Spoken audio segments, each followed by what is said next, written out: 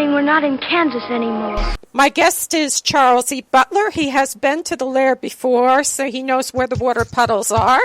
So there's no excuse. He's pounding away on his keyboard, which I can hear. Welcome back to my lair. Thank you. Yeah, I'm pounding on the keyboard. I'm typing about the old television Frankenstein movies at the moment. Tales of Frankenstein and the Tales of Tomorrow with Lon Chaney. Have you heard of that one? Not really. Not the Tales of Tomorrow with Lon Chaney? No. Well, Tales of Tomorrow was made in 1952, and Lon Chaney Jr. was playing the monster for television. Oh, okay. And in those days, they filmed live, as you know, and the notorious story about this one is that when he went on, he was drunk as a skunk, or a rodent, or whatever you say over there. I am aware of this story, yes. Okay, and yeah. He thought they were rehearsing, and he was supposed to break furniture all over the place. He's setting it down really gently and swearing like a docker. So amazing stuff. Good. Yeah. Actually, he's very belligerent, intimidating monster in that. Very good. I think the kid never got his credit. I think he was an excellent actor. I mean, he proved that in Of Mice and Men. But everybody wanted Lon Chaney Jr. They didn't want Crichton Chaney, and that's the real sin of that, his life. He was a good actor. It's just a shame. So you got a new book out. What it's about werewolves, which Lon Chaney Jr. is famous for, right? He's famous for the Wolfman. It's called Werewolves, and it talks about 20 different werewolf films ranging from 1935 Werewolf of London with Henry Hull. I love that movie. It finishes with Benicio del Toro's The Wolfman, 2010. Yeah. I love that, the Henry Hull movie. And it's kind of, the Benicio del Toro one kind of worked the same idea. They had gone into the mountains and they found the flower, that kind of thing. So they kind of blend those two movies a little bit, didn't they? Uh-huh. It sort of comes full circle with me as well, because I started watching films really in the 70s, early 80s. And early 80s was when we got The American Werewolf with Rick Baker's makeup effects and The Howling with Rob Bottin. And The Wolfman with Benicio del Toro is possibly the last time that Rick Baker did a werewolf film. He decided he was going to retire after that. So I've come sort of full circle of all the werewolf movies, from Jack Pierce through to Rick Baker, Dick Smith, and we finished with Rick Baker's werewolf effects for The Wolfman. Yeah, so, I think that when as far as the werewolf movies go, I think they got the cream of the crop for makeup and all of that. I really liked the Del Toro one, the last one. I really, really liked it. What did you think? I love it. I honestly think it's a better film than the original. Oh, no. But I'll beat you up for that one. Well, it's in the book why I think so. But obviously, the script that Kurt Sienmak wrote for the original is iconic. Yeah. He brought gypsies in, he brought in the pentagram, he brought in the full moon, has been a catalyst for the werewolf. He brought in all those things that people today believe are genuine. He brought them into like a different folklore that had gone before. It was brand new at the time. Mm-hmm. The only thing that spoils the Wolfman for me with Lon Chaney is that it's very easy to parody. Right. You have those lines he gave Lon Chaney, and Lon Chaney says them every single film. 5 films later, he's still saying the same lines. When the moon's full, I turn into a wolf, and it gets a bit crazy. Yeah, so do 500,000 other guys. That's Lou Costello. That's my favourite comeback.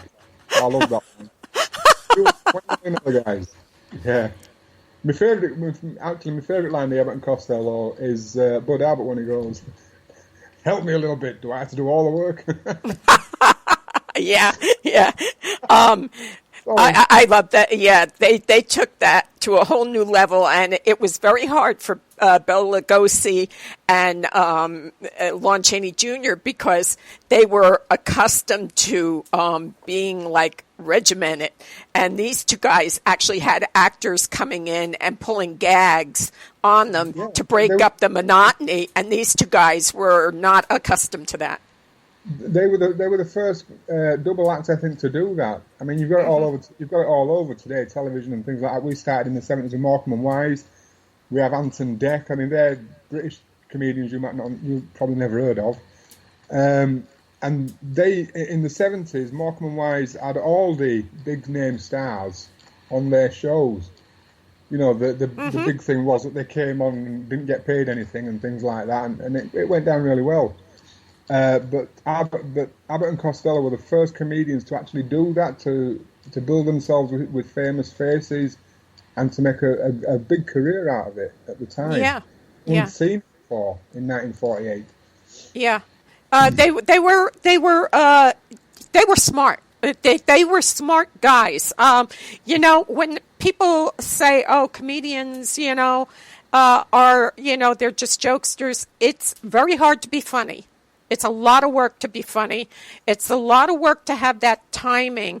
And when you meet these guys in person and then you go, wow, they're not really very funny. Robin Williams is a perfect example. People said if there was one person, if he was in a room with one person, he would just sit there. Get two more people in there, and he was on. And I think that's true of a lot of comedians. It's almost an alter ego. It's very hard to be funny and keep that level of excellence. And Abbott and Costello did it. I think it was Robin Williams that said it took an elevator ride, or a lift in Britain. It took an elevator ride with Woody Allen, and both of them just stood looking at the floor for about 10 or 15 floors. Yeah. I mean, word. I mean, if you look at other Johnny Cash, put Johnny Cash and Chris Christopherson in an elevator, they'll be, "Hey man, how you doing? What are you doing? You cutting anything?" You put actors and actresses in. Are you doing anything? What is there a part for me? Comedians are not like that. Jerry Lewis is a very quiet man. I've been watching videos of Jerry Lewis. Sorry to interrupt. I love him, but I love his serious stuff, where he's more serious. I think he's wonderful. He's amazing. And I'm not so crazy about the Crazy Professor and the ouch, where he's doing the silly. He's a good serious actor, but again, he's very quiet, and they say interviewing him is very hard because he's always very careful. You should. I'll give you the link to a Jerry Lewis video that I watched the other night. He obviously didn't like this character that was interviewing him. Right. And one of the most deadpan interviews, one-word answers, nothing, and then he tells them all to clear off at the end. Yeah, really. And that was hilarious. It's, comedians are, it's serious work. It's serious work, and I think it's because we always think that they should be on, and it makes it really hard, So getting back to Lon Chaney doing Abbott and Costello, the werewolf in there, there's a couple of takeouts where he's actually saying, and now your line is this and your line is that, because they missed the cues, because he was such a serious actor. That's new to me. I didn't know that.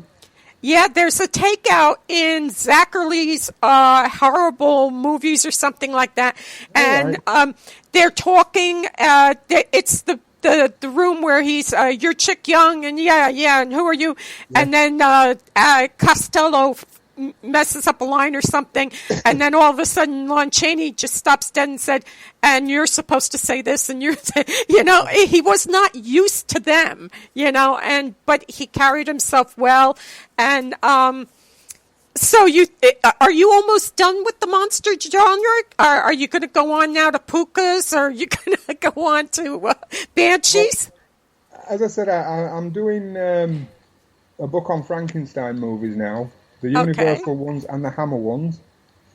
Then I'm doing the Phantom of the Opera movies. I love the Phantom Opera. And I think I might be doing a devil possession movie. You know the devil movies? Yeah, I'm not a big fan of them, but I know them. I might have 3 books left for the horror films, which I think I should explain what I actually do.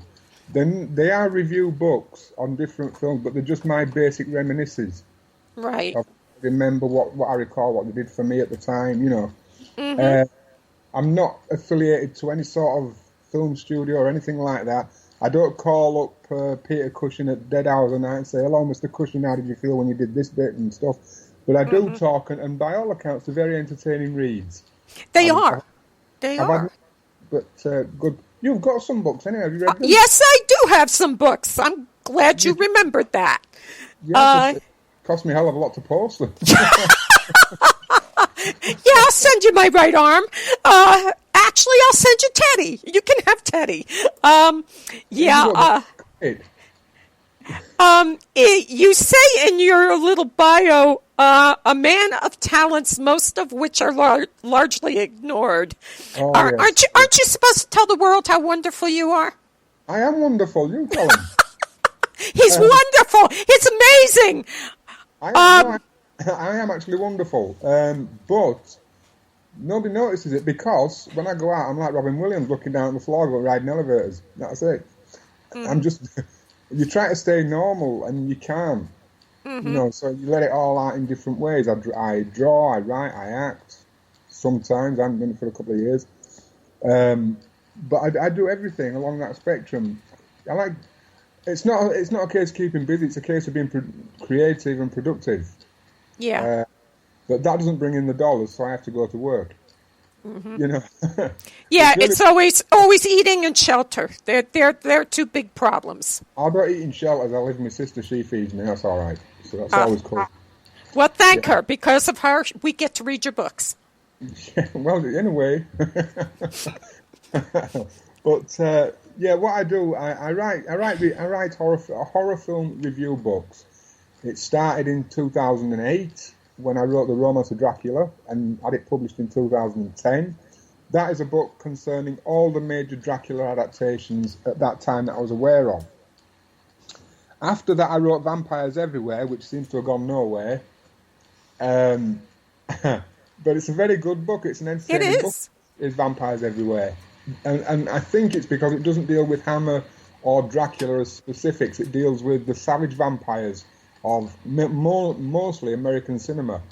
You have in there Near Dark, you have in there 30 Days of Night, you have The Thing from Another World with James Arness, one of the first space vampire films. You have... He was a tall vampire. He was like 6'7". An intellectual carrot, as it is described in the film. You have The Terror from Beyond Space, the first forerunner of Alien. And there's a lot of good films in there if you want to pick it up and have a look. It's not a bad book. It's a book I'm proud of in the sense that it got finished, because that's the one that I was writing at the time. I had some great material in there, and then everything blew up on me, my laptop, and I lost it all. I had to start from scratch. So the fact it actually got finished is a plus for that one. Yeah, life has a way of interrupting everybody. We were just going along very well, and then Teddy got sick again in June, and we got told liver bile duct cancer, and that's a pill to I mean, any cancer, but that's not an easy one, you know. So I had to put the show on hold because there's just things that have to be done, you know. I'm glad you didn't put me on hold tonight. No, and now I'm going to have to get all the other people that are waiting in line and get them going because of you. So shame on you. I'm very. I love interviewing people. I love learning about them. As a kid, you were a junkie on this stuff or not? I beg your pardon? You know what I mean. I never touched the stuff. Teetotal, man. Okay, I'm not even going to touch that. I'm going to leave that alone. Actually, I'm looking at you. I can see you. You can see me. Yeah, I can see you. That's scary. You never touch the stuff, huh? No, I never touched the stuff. No. I don't. I haven't had a drink for since 12 o'clock this afternoon. No, I haven't had a drink for 13 years. Yeah, I don't drink. I don't smoke. I've never smoked pot. I mean, Jesus, I'm so boring.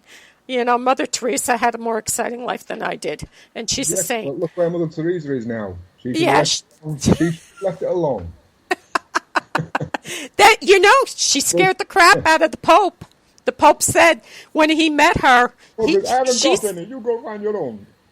Yeah, she scared him. So when you were a child, because yes, I lucked out. If you could see that, when I was in my mama's arms and all that. Well, let's be careful how far you go back. It's that state of affairs really that got me involved with fantasy and horror. Because I was a sickly child. I was always ill, and I first went into a doctor's waiting room. I was about 6 years old, and in them days they had really good magazines in the waiting room. Yeah, and at this time in my life, about 1973, 74, I think it had been 74, and I saw a load of Marvel magazines. You know Marvel comics? Yep. And there was one called Dracula Lives #2. And I looked at that cover, and that was it. From there, I was a comic book fan and a Count Dracula fan all at once. It's the very first time I'd become acquainted with anything. And I read that story while I was in the, as I say, I was in the word. There was a few Spider-Men and a few Avengers and things like that. As I said, they were making a big gambit to get into the UK at the time. Mm-hmm. And when I'd finished in that hospital waiting room, my mum, after that, started buying me every single Marvel title that was going. I mean, I had them all. You know, the British versions, the British prints. And as regards horror movies, but I remember on BBC Two, on Saturday nights, they used to play a double bill, and it started off with the very first one I saw was The Phantom of the Opera with Lon Chaney, and Jekyll and Hyde with Frederick March. Right. And then every week after that, they'd repeat all the old Universal movies. And then over on the other channel, on ITV, we had The Appointment with Fear, which was all the Hammer films. Right. And really, they would have been having first showings at that time. They were films like Scars of Dracula, Taste of Blood of Dracula, Brides of Dracula. And I think I got interested, and I got really hooked, because we had no father figure. We'd lost my dad in 1973. I'm sorry. That was my escape, I think. You know, the way of handling it, if you like, or things like that. Mm-hmm. But I just loved it, and I've always had a pencil in my hand from being, you know, in rocking arm stage and things like that. And when I started writing, it was a case of like some kind of exorcism or a therapy to see why this sort of stuff grabs hold of you, you know. Yeah. And it's same with, you get these kids, and some do make it, and say, "Oh, I've always wanted to be an actor. I've always wanted to be this. I've always wanted to be everything."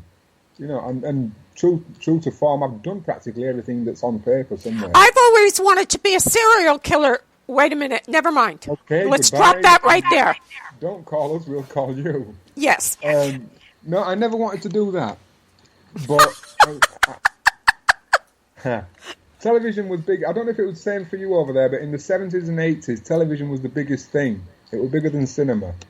Yeah, I think so. Over here in the 70s, where you had Dark Shadows, I think until like 75, I think they canceled it. So it was still running. Isn't it about 9 or 10 years? That. Yeah, the old man, my father, was watching it, and he said, "I think you might like this." So I'm like, "Yeah, okay, you're nuts," you know. And I missed like the first season of it, and he caught me up. He knew all about this chick and how she was in a a school for kids with no parents and all.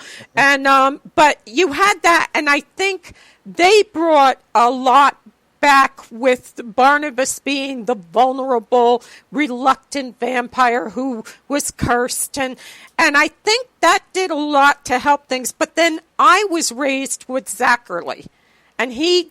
Right. He did all the monster films, and he would have the film cut, and he would have a skit where he would be in the film, and Frankenstein would be looking in a door, and he'd go, "Hey, Frank, how's everything?" And then Frankenstein would turn away, and they'd go right back to the movie, And he introduced a whole new world to kids, but that was in the 50s. Mm-hmm. In the 70s, I had children.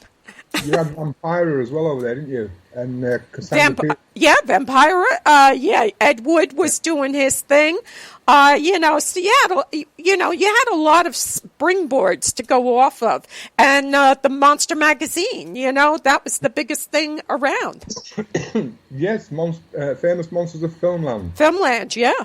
Yeah, the Forey Ackerman magazines. He was like a god. All those things, comic books and film, they pushed me towards writing these books, And I wrote the first one, and it's all right, it's good, I like it. And then I was going to put photographs in there, and my brother suggested I draw the pictures. And I says, "Hang on, I can't do that." And he says, "Yeah, you can." So I drew Max Schreck, and I was very chuffed with it, very pleased, and decided to publish, just on the strength of the picture alone. So I was really batting 1,000 because I'm not sure about the rest of the pictures. I got to tell you, you are a great artist. You're multi-talented, and for an actor, you need to be. A man of many talents, most of which go largely ignored, and they do. Yeah. I know. I love that when I read that. And I said, isn't he supposed to be like saying he's great and wonderful? But you are. Do you have a favorite a monster that appeals to you, or are you just cruising through them all and sizing them up? No, I like I think Stephen King puts it best in Danse Macabre. He says there's 5 evils. There's the vampire, the werewolf, the thing with no name, and there's 2 more I can't remember, which is shameful. But those 3, the vampire, the werewolf, and the thing with no name, the third one is the Frankenstein monster, the second one obviously is werewolf and Dracula, and there's the mummy, and there's the invisible man, and Jekyll and Hyde. I like all those. I like original stuff. I like original material, and then I like to see the spins that other people put on it. But I always like to see a film that goes back to the roots as well. Right.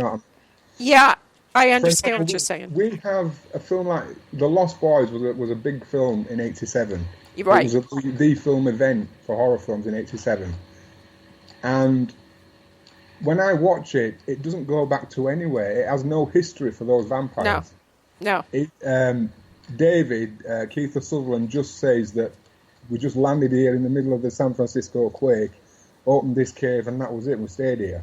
It never tells you where they come from. They have no backstory, no character definition or anything.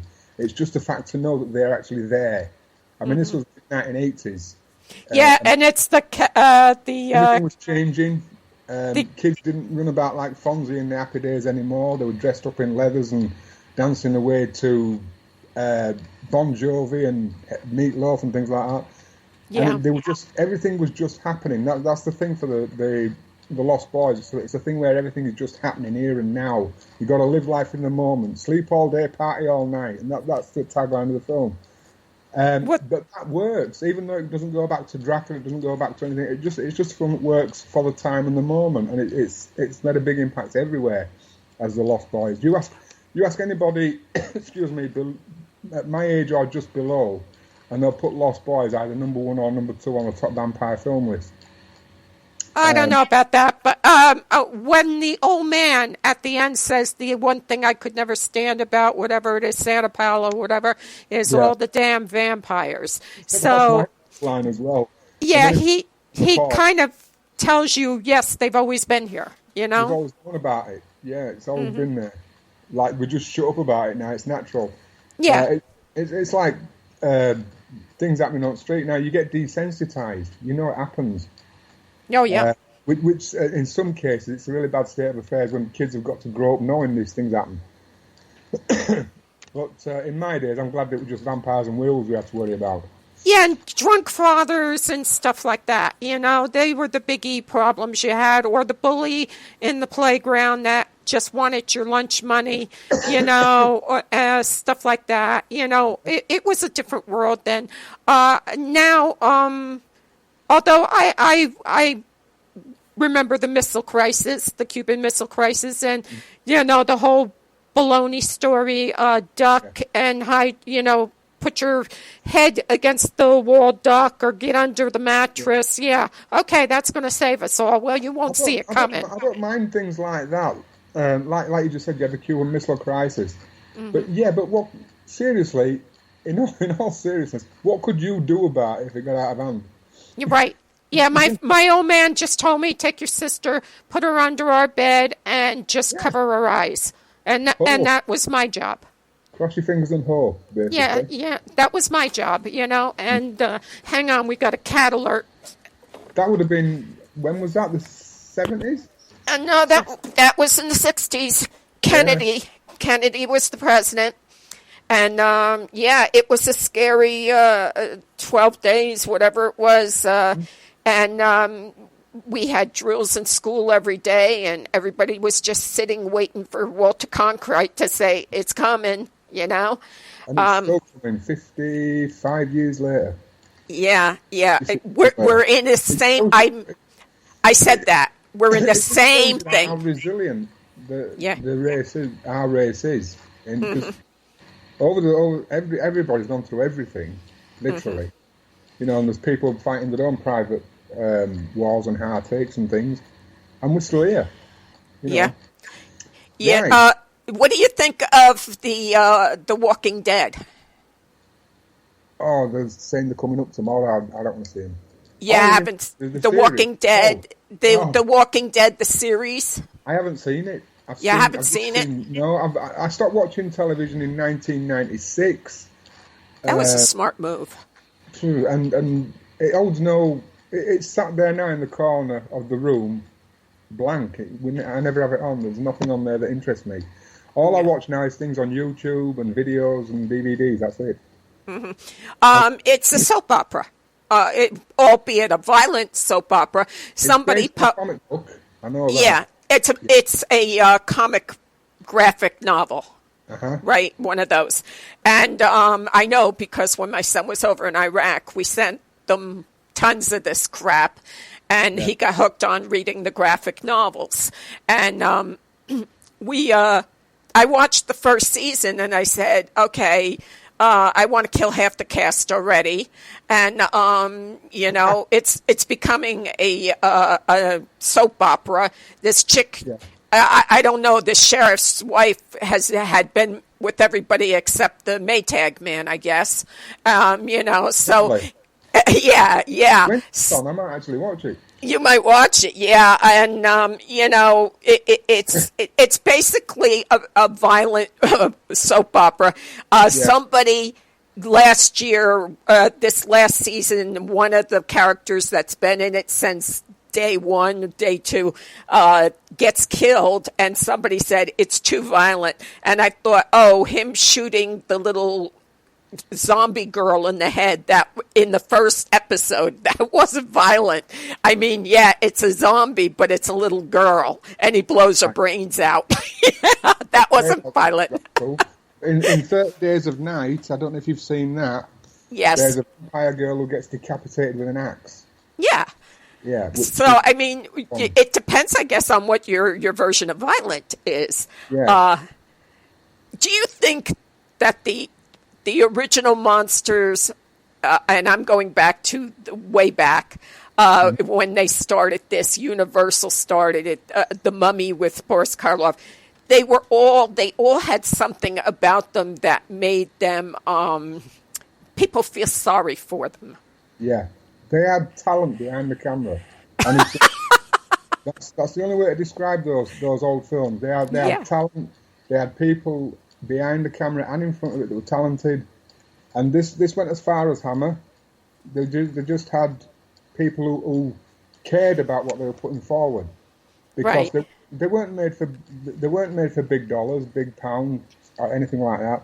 They were made to be shown and to bring in some revenue. That is why they were done. Carl Laemmle made Dracula in 1931 simply because he enjoyed the story. He enjoyed the weird and wonderful. Right. Hammer Films went on to Hammer Horror because it had been untouched. Literally, we had the American films, the science fiction monsters, and they were waning very fast. We'd realised we weren't going to get wiped out by a radioactive plague, and Hammer Films got the idea of Frankenstein, who I might add from the producers of Amicus, gave them the idea for Frankenstein. They revamped that with colour. They were able to afford the colour to make the Curse of Frankenstein, and they had a hit because they tapped into territories that hadn't been done before. But the people that were doing it actually believed in what they were doing. Right. And I think we mentioned this before when I talked. If you don't believe in what you're doing, what's the point of doing it? You have to convince people that your heart and soul went into this. Today, you don't see that when it's on the screen. You don't see anything like that. You see a lot of people shouting and carrying on. You see a lot of blood. You see a lot of body parts, glitter with they've made vampires glitter and sparkle, and they all are beautiful creatures, and I think they've ruined the mystique with it. You need those monsters, and you do need those monsters in your life, in a sense, to escape. They are fun. You do not need somebody coming glowing with his fangs and telling you he's in love with you. I mean, how many fathers are going to let that into the house? Yeah, the idea, the one that I think did it well was the Frank Langella Dracula. When he's getting out of the coffin, you just see his boots and his tattered cloak. But as he's moving, suddenly he looks much more, presentable. And that's the illusion that he gives off. But in reality, he's this decrepit piece of crap that, sleeps in his coffin, That is the vampire mystique. Mm-hmm. They look good to you because they're trying to come back and basically rip your throat out. Mm-hmm. So that mystique, which was actually invented by Lord Byron years and years and years and years ago, when he wrote the very first vampire story. And he invented Lord Ruthven, or Ruthven as it looks written down. Mm-hmm. And Lord Ruthven could go everywhere. It was in polite society. And he charmed the ladies and everything else. And he was also a vampire who wanted to glut himself on your blood, as it was written. That's how it was written in the book. And then when Bram Stoker came along, he decided he wanted more of a Varney the vampire, who worked in society, but he changed as well. He went into the skeletal zombie, did Varney. And Stoker put all that together and came up with Dracula, who couldn't get nowhere in society. He wears clothes that are out of date. He has halitosis. Blazing. No, it's Jonathan Harker confesses to his halitosis when he writes about him originally. He has hairs in the palms of his hands, and he really does honk. Have you ever seen the Louis Jourdan? Yes, in fact, I'm going to break you some news now. On my Twitter, the lady who plays Lucy, Susan Penhaligon, she started following me last night. So I contacted her and asked her if I could send her a PDF of the Romance of Dracula. And she accepted. Oh, wow. How's that? So that's amazing. And I have seen Louis Jourdan. It has the hair on his palm. In the movie, it's like it was a 3-part miniseries, I think, on BBC, and I taped it. I had the conscience to tape it, and he holds out his hand to Harker, and he looks and sees the hair on the palms of his hands. So they did a real good job of following Stoker's, and it's real hard to make Louis Jourdan look crappy. You know what I mean? He was a handsome guy, but they did make him look creepy. A French seducer in Transylvania. You've got to get that one over your head first. But in fairness to the play itself, Gerald Savory, who wrote it, got every single nuance that's actually in the novel in that 2 part. It was 2 parts over here, right? And he got everything in there, and that is hard to do for a story like Dracula. And that's why it is still the best adaptation that's been made. I love it. Yeah. Post Nosferatu. And you reviewed that in your book too? Nosferatu. Yeah. Yes. Mm-hmm. In the Romance of Dracula, the first one. Have you got the Romance of Dracula? Mm-hmm. Mm-hmm. Yeah. Have you read it? What do you think it is about these guys? Because when I was young, I always empathized with the monsters. Now, the monsters are, they're just too weird for even me. And I got to tell you, that takes a lot.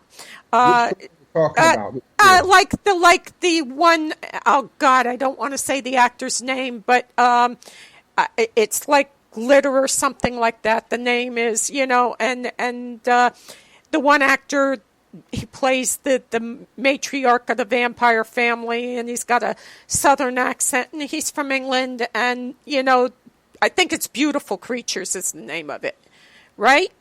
Beautiful Creatures. Oh, it's Dougray Scott. Yeah, I don't know.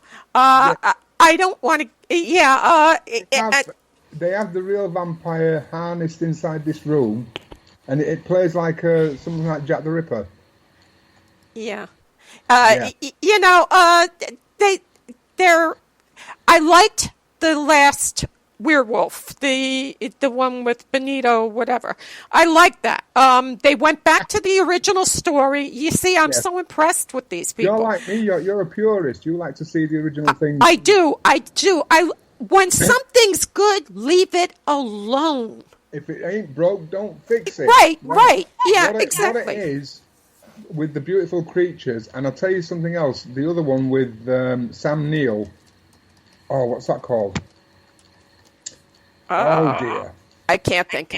This is terrible. It's all right. It's a film you don't worry about. But they show their savage vampires, but they show them without any backstory and without any real interest, and that's why they don't look right today. And usually, when you see the real vampire at the end of it, it's an animatronic monster that's been CGI'd together and everything else. And who cares? It can't emote. It can't say anything. It can't go, I want to drink your blood, or anything like that. It's just there, Do you know? That's like facing the bully in the playground when you're old enough to stand up to him and say, "Oh, get away." It's Beautiful Creatures, and the guy was Malcolm Ravenwood was his name in it. And it was like, don't we have any freaking Americans in the South that can play these parts? Does everybody have to come from England and play all the parts? All the cast of The Walking Dead are English. I'm going to lose a lot of American fans here. Seriously, I'm probably lose a lot of American fans here when I say I don't think filmmakers like Americans to be nasty. Right. Yeah. That's why you either have an Australian, you either have a Canadian, you either have a British, or you either have a Frenchman. Nobody cares about anyone. They shoot them all. What's the one? God, I can't think of it. And I could see his face. I can't think of it. Where it was in the last 15 or so years, where the movie crew is supposed to be making the original vampire Nosferatu. Shadow Vampire. Yeah, I love that. That's great. I love where he's getting hammered around the fire and he's telling them, his sad life and how bummed he is about everything. I love that. That's a great film, actually. It's a brilliant film. Willem, excuse me, Willem Dafoe and John Malkovich. Yeah, I love that. And I actually saw that on the big screen in 2002 when it came out. And it's a brilliant film. It is. I love him. He's like so pathetic, and then he kills the one. He says, "I told you, it was a snack." You know. Yeah. I have a similar idea concerning the 1931 Spanish Dracula. Mm-hmm. But I'm not going to let you in on the plot because I haven't written it all yet, and I don't want it to be stolen. Okay. Because you never know who's going to listen to these things. Right. But I do have a thing running around my head about the Spanish version of the Lugosi film with like an intermingling, etc., etc., etc. But I think that Shadow of the Vampire is a great film. Yeah. And I don't watch it enough. I have it on a DVD somewhere. I don't watch it enough. Yeah, I think it was a great tip of the hat to the original movie with yet a new turn, a new twist to it. Getting back to your newest project is the werewolf book, and you review all the werewolf. How many movies have there been concerning werewolves? How many? Ooh, yeah, did you know, or did you count them all? No, I didn't count them all. I'd be here all day. I've got an epilogue at the back which just lists the werewolf films from 1913 up to 2012. Because I think the first werewolf film was in 1913, and it goes up to 2012 with the last film being yet another underworld sequel. Why they'd bother with the first one, that is beyond me. But I think it's fifth sequel now, that thing. Anyway, so I have like a filmography at the back. I look at, I think it's 21 werewolf films. Or it might be 16 or 21, I'm not sure. But it covers the films that I like, the films that I remembered, and the best films that are involved there, because those that are left out are films where the werewolf is just like a guest star. Right. Or the films where they run in packs, which is just basically another rehash of The Howling. And the teeny films, I don't like that. I just hate those films. Monster teeny films, I think they're pointless. It's like young adult horror. I'm not a big fan of that either.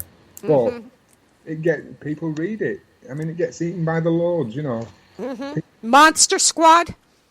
I love Monster Squad. I love that. I love that guy standing there saying, "Lock me up! Lock me up!" He's begging him, "Please shoot me! Shoot me! Shoot me!" Yeah. I think, and that's what the werewolf is. He's doing something he doesn't want to do. That was how Lon Chaney basically ended up with his character. It took them 5 movies to do that 5-minute segment in Monster Squad, and so after that, he needed something else. The wolf really needed something else. It needed to go back to its roots, and it came back with the best werewolf film, Curse of the Werewolf for Hammer in 1960. Because that literally has everything. Right. It has the romance. It's a love story. He meets her for the first time, falls in love, and she stops all his animal rages. It's a fairy tale in the sense that it's set in the Never Land. It's got its own marquis, who's like an old ogre, and it's got just everything. The werewolf, for my money, is the best werewolf on screen, and it just works out in every single capacity. Does werewolf, and from there, I move on to excuse me. I go into the really, not really bad, but the pretty dire werewolf films that were made in Britain, which are. The Beast Must Die for Amicus, and what's the other one? Legend of the Werewolf. Okay. Both of them with Peter Cushing, in possibly 2 of his worst written character parts, and both very low budget, and both with possibly the worst werewolves on screen. Even though Legend of the Werewolf is like an update of Curse of the Werewolf, and possibly Roy Ashton did the same makeup for both of them, but you can see where the talent lies when you watch Curse of the Werewolf, and where it doesn't lie when you watch Legend of the Werewolf. Mm-hmm. I mean, they're entertaining. They can, you can watch them for an hour and 20 minutes and throw your brain into neutral and sit down. You won't lose any sleep over them or anything like that. And then but it does actually illustrate how bad things were getting in the mid-70s. So we move on to 1980 and we get The Howling. No one has seen anything like The Howling. Yeah, it was really gory. Yeah, but those mechanical makeup effects, for the first time that anything had been seen like that at the time. I mean, I think the first time we got into this new effects craze was when we saw Alien in 1979, and we saw the face hugger seep through John Hurt's helmet and into his stomach and then explode, and then we got the monster. And for the first time, it's probably the first monster where you don't see the zipper up the back, the rubber suit. Right. You just see this big monster with no eyes, just all teeth, and this thing that shoots out and gets you by the throat or wherever it wants to grab. And then you've got Sigourney Weaver in space, like a floating horror house in space, and she just hits that button and sends it out into space. And she's worried about the dog. And that's all that's on her mind. Where's the cat? The cat, right? The cat. Yeah, I knew it was an animal she was worried about. Where's the cat? Where's the cat? One of the other characters. The only thing he can worry about is the cat. He's shushing all over the ship, and there's this big 8-foot monster walking about and doing them all in. And that's the first. I think that's the first time you can really say effects took a hold. And then we had The Howling. We got The American Werewolf. And then we had Scanners where the guy's head literally explodes with his makeup. And that's what this book really concentrates on. It concentrates on the changes in makeup. It doesn't go into big, deep discussion of how it was done, because I don't know how it was done. Right. I know the materials they used. I know the approximate time that Lon Chaney had his head shouldered between pins to stop him from moving, and things like that. But this was the first time that animatronics had been involved, and bladders that filled up with air, so it looks like the skin's break and everything else. And that's what this concentrates on. Excuse me, American werewolf. In London. My favorite part of that whole movie, because I think the whole movie basically sucks, is the part where they're all in the movie theater telling him to kill himself. The victims. That's my favorite bit. That's my favorite scene. The rest of that movie, they could take it and just chuck it. But that's my favorite scene. You'll feel better. Kill yourself, David. Just kill yourself. I think that's the best part of that movie. But there again, the animatronics were great. The way they did it. It is an overrated film, but it is a first of its type, and you can't remake it. No. Because you haven't got David Norton, you haven't got... you've still got them, but they're a bit old nowadays to do it. And you haven't got Rick Baker, and you haven't got the surroundings of the time. Right. It was a film that literally had to be made specifically at that time. And it made... the impact that it made. They're still copying it now. Yeah, I think that... when I look at a movie, I try to keep it in the context of when it was made. And I usually come out and say, for the time it was made, it was good. It was a good stab at it. That movie I have a little trouble with at any time it would have been made. I think maybe it would have been better if it had been made earlier when they didn't have so much of the animatronic stuff. I think they relied too much on all the nonsense with his face moving out. I liked the way they did it with Chaney. He gradually turned his, that kind of thing. I don't know, but that's me. Doing it that way as well with the Chaney way, you still had the actor to emote, to do all those things. For example, when they had the Howling, those wolf heads were just wolf heads that had been made, and that used rods and things and power cables and all that. And as you say, we had Lon Chaney to do that. We had Oliver Reed in The Curse of the Werewolf to do that. Right. They were still acting behind the makeup. Mm-hmm. Now, when you see a film today, you don't even see the makeup. It's all CGI'd. It literally is all computer generated. The last one with Del Toro, most of that was computer generated. Lawrence, you know me. He's not there. It's totally, whatever. It's a good movie. I like it, but again, you kind of lose him. That's right. That's why Rick Baker stepped down afterwards. He did The Wolfman, then he did Maleficent, which I still haven't seen. I've got to see that film. I've seen it. It's good. You'll like it. It is a good film, is it? Yeah. Yeah, well, I've not seen it. I drew a picture of her a couple of years ago, and every time I post it, it gets great. It gets a lot of comeback.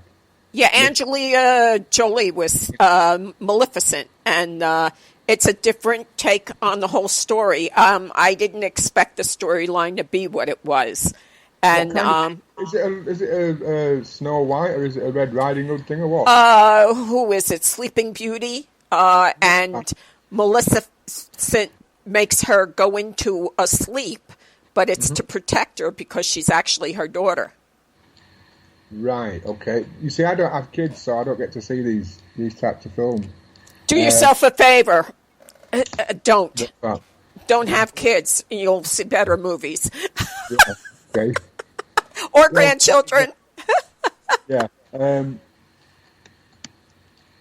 I do get bombarded with pictures from Cinderella, and I think the new one's Ballerina or something. I haven't seen them. Right. Well, that's a new one that's out. And Beauty and the Beast, they've redone that again. Yeah, I don't know what they did. The Jungle Book, Beauty and the Beast, and now they're talking about doing the Lion King, and I don't know why. As far as I'm concerned, Scar. There's only one. The father. That's James Earl Jones' voice.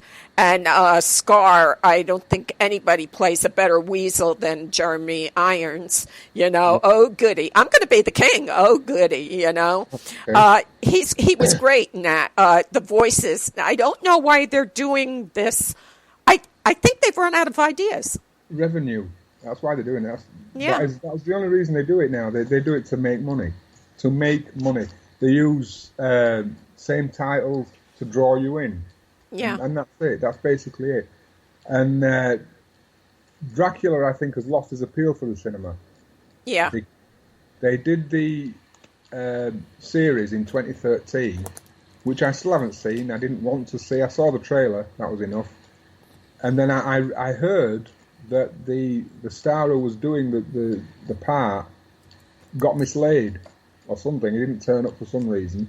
He was getting in trouble with things he shouldn't be doing, which was affecting his punctuality on the sets. If you can't depend on an actor or an actress, they're not much good to you. So they canned that series. It was just after that The Walking Dead surfaced, I think.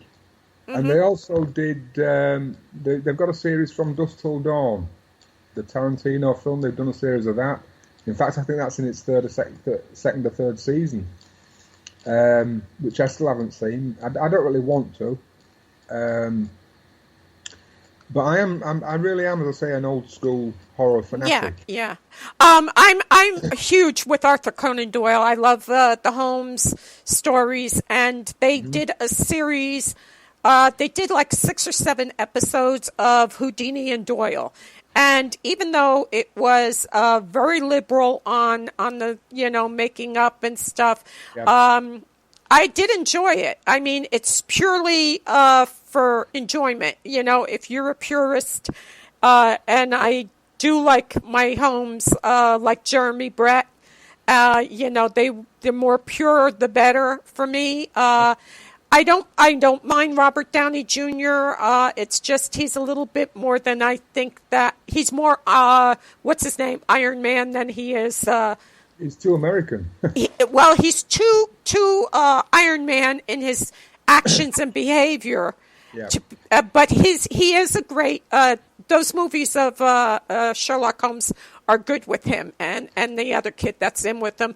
I like it if it's entertainment. I mean, what I notice with monster movies is it's just like people who get involved in unexplained phenomena. Everything has a cycle. For maybe 5 to 10 years, people are doing, all they talk about is UFOs. Then it's, they're talking about ghosts. Then they're talking about doppelgangers. And then they're talking, you know what I mean? And I think the monsters are the same way. They have the vampires. Then they move into the mummy. Then they move into the werewolf. Then they move into the next whatever. They have cycles. I know what you're saying. I think in the last 4 years or so, we've had 3 different Frankenstein adaptations. Mm-hmm. And they've just basically gone past quietly because nobody is scared of Frankenstein anymore. Yeah, it's a little hard to be afraid of Frankenstein when you're in a war over in Iraq, and you're seeing, and actually, for anybody who doesn't know, Iron Man was inspired by a soldier who had lost both his arms, and what's his name? The guy from DC, whatever his name is, Stan Lee. He saw the picture of him, and that gave him the idea of a man made of iron, Iron Man. And he was inspired by a real veteran who lost both his arms in World War II. He's actually in that movie, The Time of Our Lives, or Our Best Years, something like that with Dana Andrew. Pardon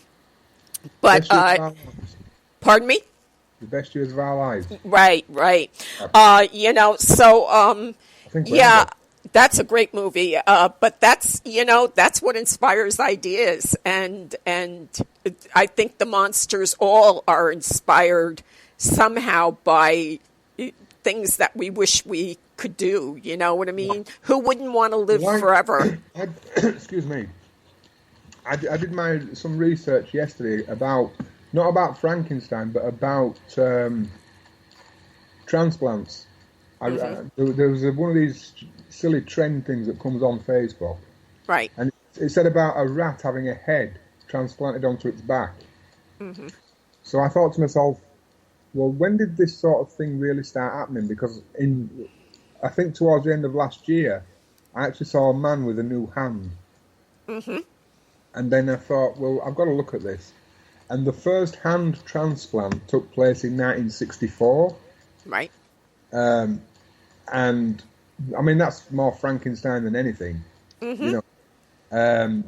So I think the advancement in medical science itself has killed the shock of Frankenstein. I mean, transplanting heads now, that's what they're talking about. That's what they're talking about within the next few years of trying, and that's... And, I always go back, there was this, and I think the name of it was The Marathon Man in the 60s. Yes. I'm not sure. Do you know? He had this blood type, a rare blood type that the rich guy had. So the rich guy had him kidnapped and brought to this island so that if he needed the blood, he had a blood transplant and all. And there's been movies where they're on an island and they're doing the parts. They're using these clones for parts, and it does make you ask, is it possible? It all goes back to Shelley and H.G. Wells. Right. Mm-hmm. Because you had H.G. Wells doing the Island of Dr. Moreau, right? Well, where he was experimenting with animals and humans. Mm-hmm. And today we really are desensitized to that. It can happen. You can go down to your local practitioner and say, "Oh yeah, we can get you a new finger. We can do this for you, and stick an ear on your head and make you look lovely." Yeah. Frankenstein has no shock value anymore. Except for the actors they get to play him, but that's another matter. I love it. I mean, I love the story, and I did not care for the one with, who was it? The last one they did, the big movie. I can't think of it. It was De Niro. Was he? Who was it? You're talking about the Kenneth Branagh one. Yeah. Yeah. I was actually disgusted by most of the movie. That was yeah. That was rough, watching with the afterbirth and all that. The guy who wrote that did The Shawshank Redemption, Frank Darabont, and I was reading about that a couple of weeks ago, and he said Kenneth Branagh opened his mouth and started talking, and the writer himself, he said, I thought to myself, where did I put all this shouting in? It says that he grew up with the Peter Cushing films, right? You know, the straight thinking, straight talking, methodical character.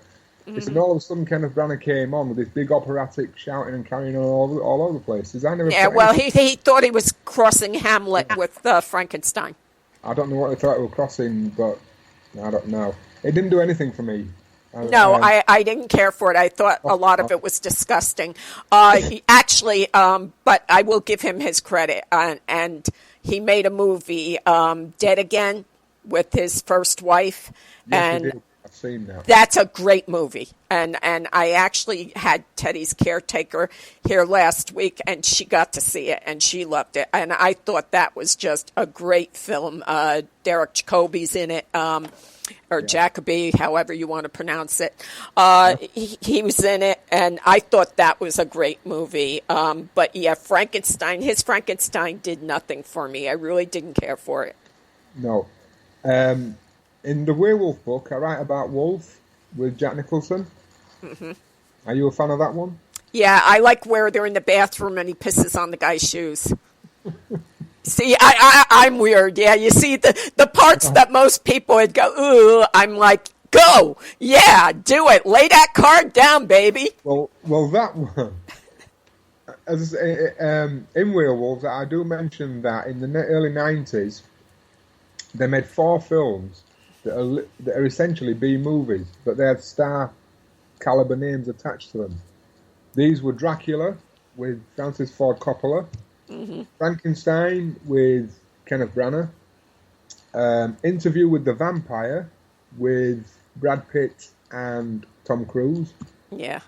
And also Wolf, which is the werewolf. You have 2 vampire stories, 1 Frankenstein and 1 werewolf story. Wolf is the only one that is an original screenplay. It's not based on any written down story or anything like that. And it is the best film out of the 4. And again, it's Rick Baker doing the effects. It takes things back to like Werewolf of London. The wolf doesn't show much. It is really a performance-based film. It's all Jack Nicholson. It's all James Spader, who's brilliant in it. He's great in that. And also you've got Christopher Plummer and Michelle Pfeiffer. Yeah. The cast is legendary in that. I don't know how much it cost to put together, but it must have cost loads of money. And as I say, it's a big budget film, like the other 3, that going in for driving shocks and special effects. And that's what changed for me the whole system of how films were being made at the time. Yeah. I can remember going to see Wolf in 1994 and thinking, what, Jack Nicholson's in it? What? Yeah. Hey, and it just done Batman a few years earlier. It just done Witches of Eastwick. And if you can take it further back, it'd also done The Shining, which is basically the start of all this big pomp and circumstance that it takes to make a film, whether good or bad. It's going to get to some kind of a status because of the stars that are in it. The thing with Wolf, it can stand on its own because it is a good film. It is well directed. It's well written. It's possibly a bit long. It could have been told in half the time, but it does keep you on edge. And anybody could have played Will Randall, but Nicholson wanted to do it himself. He'd had the thing for like 12 years, and he made the film, and it's a good film. It is the best one. You've got your Werewolf for London, your Wolfman, your Curse of the Werewolf, and Wolf, that really are the four mainstays of the werewolf movie. Right. All the rest are elaborations or takeoffs or copies, if you like, But those four movies, if you take those four, if those are the only four werewolf movies you'll ever watch, they're the only werewolf movies you need to watch. Right. Because they have everything, without going overboard, without stopping. They have the fairy tale, they have the true love, they have the everyman, which is very important in a werewolf film. The wolf has to be someone who everybody knows and everybody ignores or everybody loves or whatever. And this, where the Del Toro film fell down, they made him an actor. Now, an actor, whatever sort he does, has some kind of celebrity status. People think he's great or whatever, people think he's lousy. But he is not an everyman. He's locked into a certain demographic, yeah? Yeah. Will Randall in Wolf is an everyman, is a trodden-down editor. Leon in Curse of the Werewolf is just an orphan, literally raised by a guy who found his mother floating in the water.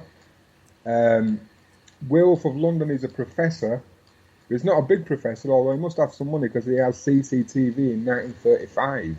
Right. So he's got some kind of standing somewhere. And he can't afford to travel. Exactly, but Lon Chaney is the ultimate wolfman everyman. Yeah. Oh, he's like the guy that didn't look for it and got it. That's it. That's what the film's like. That is what the Wolfman mystique is all about. A good man gets bitten by a wolf on the night of the full moon. Murders and poultry ensue, and then he changes back to himself when somebody shoots him with a lead bullet or a silver bullet or whatever. It doesn't matter. But that is the basic mystique of that tale. And all those four films that I mentioned, if you watch those four, you don't have to watch any more. Unless you want to, obviously. Okay, we're running out of time. Caroline Munro, she just recorded one of your shorts. Want to talk about that? That came 2 years ago. I got an email from Craig Johnson Carol Gill, a friend of mine on Facebook. Carol Gill said, "Do I want to be involved with this?" And it was something called Fragments of Fear. She said they're asking for short stories. So I got in touch with Craig Johnson, and I wrote the story, sent it through to him, and then he asked me to shorten it, edit it a little bit, so I did that. And he sent me an email saying, "You're going to be read by Caroline Munro," and I'm still recovering from the shock. She does a wonderful job, and it was great. I listened to it last night. Yeah. I liked it. Well, as I say, I'm still recovering from it because I grew up. I was 6 years old when I first saw Get Out of the Water. I was on a Navy rum Lamb's Navy advert, and been a fan ever since. So, okay, tell everybody where they can find your books. Amazon UK, Amazon.com, Create Space at Amazon, and apparently there's some smaller booksellers are online. Ebook, what do they call it now? But they have Amazon have affiliate companies online as well that also sell. I'm literally global. I'm everywhere. When people look you up, they have to look up Charles E. Butler. Yes. Because another Charles Butler comes up. Or look up the book Werewolves, the other book, The Romance of Dracula, Vampires Everywhere, Vampires Under the Hammer, Vampires in The Final Hunt, Detective in a Scarlet Vein. Detectives in a Scarlet Vein. Everybody should read that. It's fantastic. They might not understand it, but they'll have a good laugh. It's funny. Seriously, it really is mental. What were you on? Send me some. No, I wasn't on anything. I was playing with the language and playing with idioms, playing with just verse in general, just talking. And there's only actually one thing that actually happens in the whole thing, and he gets his leg chopped off. But that's about as far as I'm telling you. It's a 24-page Kindle. It's too small to go into a book, and it is just crazy. That's I all do good with crazy. Yeah, I think you should. I think you should read it. It's worth it. $2.49 or something like that. You know. Yeah. I would like everybody to read Detections in a Scarlet Vein, simply because it's stupid. And there's a few drawings up there as well. And I look at Facebook a lot and say that, wow, very interesting, but is stupid. You know, remember Laughing? Do you remember that at all? Ronan Martin. Yeah, they're back on now, on one of those off channels, Me Channel, and they play that, and they got, the guy, very interesting, but it's stupid, I love that, and I put it on for Teddy because that's about as much as he can handle. Well, yeah, the big one is, at the moment, it's Werewolves, Children of the Full Moon. I'm hoping, towards the end of the year, to finish the Frankenstein book as well. Mm-hmm. Because I'm a third of the way into that, and it's coming along well. So look out for that one. And then I'll have to literally start the Phantom of the Opera, which will be called the Phantom Unmasked. Mm-hmm. And it does literally read like the Romance of Dracula. It's going to have a synopsis and then a full review of each film that's been made of the Phantom of the Opera. And that's my running for the next year and a half, basically, because that's what I'll be doing. So let me ask you, you do all this writing. Do you have any actual friends that you go out and visit with? No. No, they got you chained to a desk or something, huh? Yeah, that's how I feel. Like, since I got the laptop, it's literally I've just been stuck here like this. Yeah. It's crazy. Yeah, laptops have ruined it for everybody. You have to do it. Mm-hmm. It's no good saying I'm going to do this. I like to tell people when they come. I like to say, "Well, I've done it." Mm-hmm. It's not an ego thing or anything else. But if you're going to talk about something, the first thing is you've got to do it. You've got to fight that war, basically. Well, my claim to fame is my son. Some people's kids want to be doctors. Some kids want to be lawyers. Mine signed up to go to Atlanta jail for 60 days for free. He let them arrest him and put him in as a prisoner to find out how drugs are being distributed in the Atlanta's Fulton prison. And when he came to me, you know how it is. I'm Irish, so when your son comes to you and says, "I want you to keep an open mind," your first thought is, he's gay, he's going to be a priest, or he got arrested. And I knew he wasn't gay, and I knew he wasn't a priest. So I said, "When are you going to jail?" He says, I didn't get arrested. I volunteered. I mean, what mother couldn't be proud of that? And it's on A&E. And I got to tell you, it's like the seventh one is coming on tomorrow night. And it's no picnic. I mean, it's kind of like Rollerball or one of those movies where once they get them in these pods, it's the strongest survives, It's not like we would think prison is organized. And we envision prison like they open the door, let you out, you walk in a line, go out to the yard. No, these guys, they just, the guards all get in this locked area, and they just press a button, and all these guys just come out into this large pod.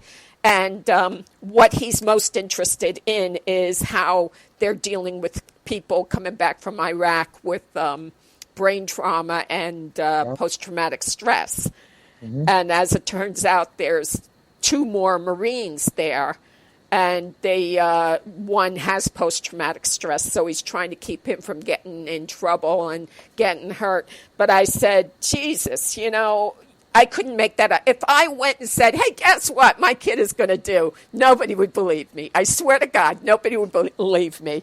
And when has he done this already? It's on now. It's on every Thursday, and then they play it. You go on A&E's site, and it's A&E 60 Days in Atlanta, and it'll show you the cast. They call them the cast. The one girl left. She said that the prisoners there weren't her caliber. I don't know what she thought she was going to walk into. It's Atlanta's jail.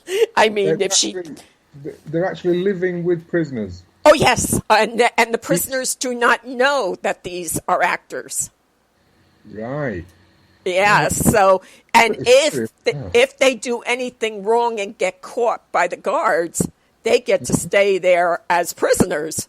So it's a real dicey situation, and I was not happy when my son told me he was doing it. So he says to me, Mom, I've never done it before. And I said, I've never screwed a chicken in Bamberger's window, but I'm not going to go out and try to do it, Matt, just because I never did it. You know, he's 41. He's 41? Yeah. Well, I think he'd be safer in the showers then. Yeah. Actually, it's really funny that two of them in last week's episode said that they thought the old guy, and they're looking at Matt, I think he might be in the program. And the one young Marine says, I'm not afraid to ask him because, I mean, he's an old guy. I broke up laughing. Says... How long did you do it for? He was there 60 days. 60 days. He's completed the 60 days now. He's done that. Yeah, he just completed it. So he got out alive, but I don't know what went on. I know I just saw one episode where they cuffed them so tight with those Ziploc things that when they went to cut them off, they cut his arm open. So, you know, it's an interesting thing. It's not for everybody, but then my family is like that. We're never everybody's cup of tea. But if they're again, this takes us back to the way of filming and horror films and things. I mean, if they're showing things like that on television these days, how can you be frightened of the werewolf, of the vampire, of the mummy? Right, because they're in the next room next to you now. They really are. Yeah, you got people that are unstable, that have guns and knives, and people say to me, well, guns should be outlawed. You know what? Give me a knife and I'll show you what I can do with it. You know, if you want to hurt somebody, you will find a way to do it. You don't need a gun. So that's scary. That's a pleasant note to end on, isn't it? Yeah. But again, Charles E. Butler is the name you guys are going to look for, and his book, Werewolves, Children of the Full Moon, is out, and he's working on a Frankenstein book, and it's always a wonderful time talking to you. And it's always wonderful being asked to do it. That's always good. Thank you very much. I love you, and I'm going to end the recording. Somewhere over the rainbow, birds fly. Birds fly over the rainbow. Why, oh, can't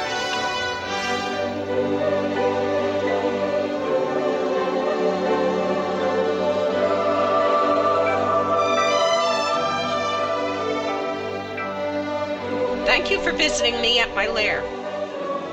And God bless you and yours.